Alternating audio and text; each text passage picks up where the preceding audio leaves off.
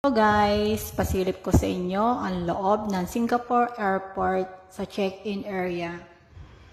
Ito po na nakikita nyong ito po ay ang fast check-in. Iwas po sa pila. Check-in area lang po ito. Makikita nyo po napakaganda, malinis at elegante. Mapapasana all na lang po talaga tayo. Kami ngayon ay pupunta sa 3D Waterfalls at madaraanan po namin dito ang departure area. Napakalawak po talaga ng loob. Ito naman po na nakikita nyo na classy ang sofa at carpeted po ang floor.